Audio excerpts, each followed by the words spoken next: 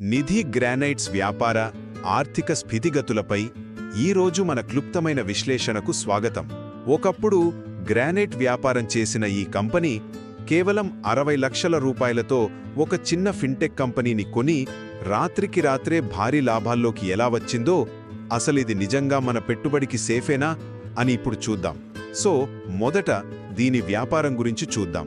332 కోట్ల రూపాయల market cap ఉన్న ఈ కంపెనీ పేరుకే గ్రానైట్ వ్యాపారం. కానీ వాస్తవానికి ఆ మెయిన్ బిజినెస్ నుంచి వస్తున్న ఆదాయం అక్షరాల 0. అయితే ఆశ్చర్యంగా వాళ్లు కొన్న ఆరో ఫిన్టెక్ వల్ల కన్సాలిడేటెడ్ రెవెన్యూ అమాంతం 3 రెట్లు పెరిగి 65 కోట్లకు చేరింది. నెట్ ప్రాఫిట్ అయితే ఏకంగా 323% దూసుకెళ్లిందండోయ్. ఒక్కసారి ఆలోచించండి, అసలు వ్యాపారం పూర్తిగా జీరో అయిపోతే ఎప్పుడో చిన్నగా కొన్న ఒక అనుబంధ సంస్థ మొత్తం కంపెనీని నడిపించడం నిజంగా క్రేజీ కదూ. ఇక రెండవది వాల్యుయేషన్ మరియు ఫండమెంటల్స్. పాజిటివ్ సైడ్ చూస్తే ఈ కంపెనీకి అసలు అప్పుల బాధే లేదు. ఇది నిజంగా మంచి విషయమే. కానీ లాభాలు వస్తున్నాయి కదా అని గుడ్డిగా వెళ్లలేం. ఎందుకంటే దీని పీఈ రేషియో 58కి పైగా ట్రేడ్ అవుతోంది. అంటే స్టాక్ చాలా ఎక్స్పెన్సివ్ అన్నమాట. పోనీ రిటర్న్స్ బాగున్నాయా అంటే ఆర్ఓఈ కేవలం 8.34% మరియు ఆర్ఓసీఈ 9.74% మాత్రమే ఉన్నాయి. ఒక మంచి మల్టీబ్యాగర్కు ఉండాల్సిన 15% మార్క్ కంటే ఇవి చాలా తక్కువే కదా. మరి ఫ్యూచర్ ఏంటి?